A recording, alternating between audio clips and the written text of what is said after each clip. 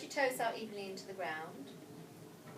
Make sure that your knees are pointing at the ceiling. If I rest a cup of tea or coffee on the top of your knees, they shouldn't rock either side, so just keep them nicely balanced. On the hips, you can pretend you've got a glass of wine on each hip, full to the brim. You don't want to rock that, do you? You want to drink it later, so keep it nice and steady. Relax your shoulders, let them go completely. So before you start an exercise, you need to know that your body is in the right place to begin an exercise. So you let go and feel how everything lies before you start adding anything to it. And the great ways of doing Pilates are to keep everything steady and then challenge the body. Make sure nothing changes. Imagine you're lying in grains of sand. Every grain of sand stays in the same place when you challenge it by a simple lift of a foot. So tummy holds to its third notch of a 10-hole belt.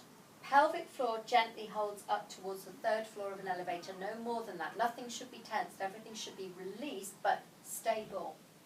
So if we start by hovering the right foot off the ground, what I'm looking for is that nothing changes shape through the body when your foot barely hovers the ground.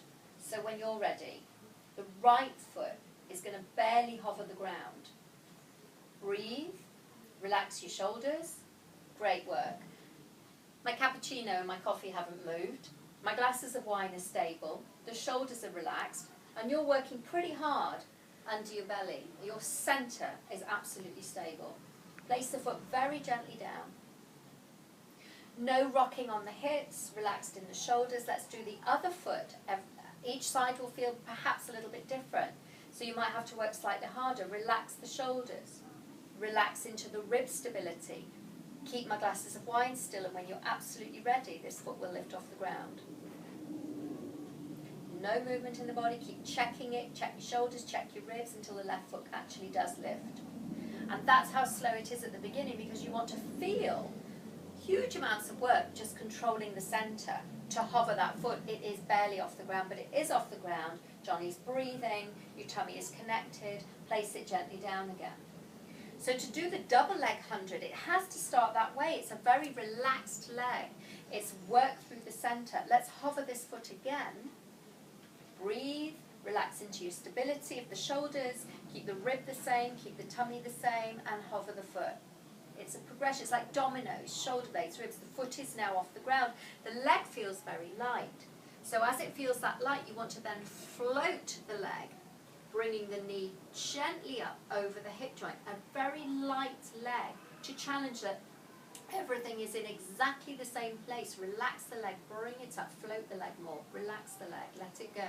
Until the knee is directly over the hip joint. You can just about see that toe above the knee. And all that line to the shoulder is a nice straight line. Nothing has changed. Johnny's breathing, the other leg is still. It's hard work, isn't it? Yes. Relax the shoulders, feel the ribs, engage the tummy, the pelvic floor, and it's a challenge. You've challenged the neutral position. If we want to take this even harder, for safety, imprint, change the position of the back, allow the lower back to imprint into the ground.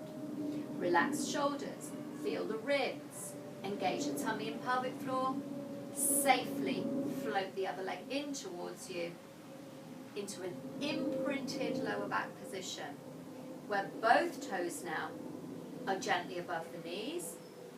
In parallel, relax the toes. So we've got the line of the spine.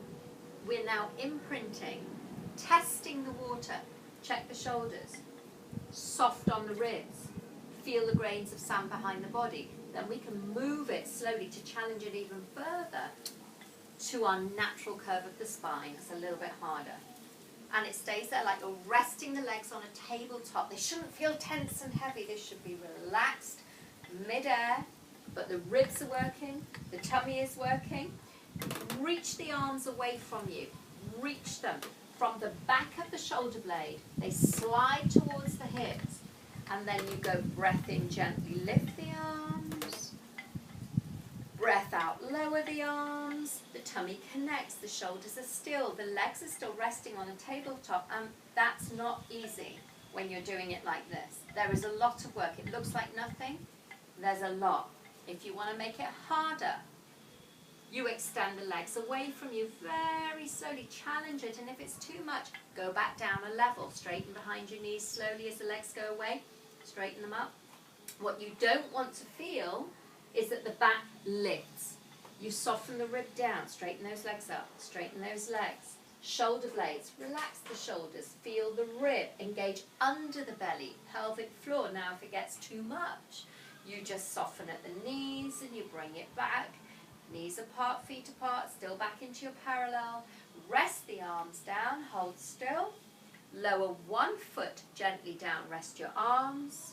Keep the shoulders, keep the ribs, all the way to the end it's work. At no point do you just let go. You're still working, still connecting.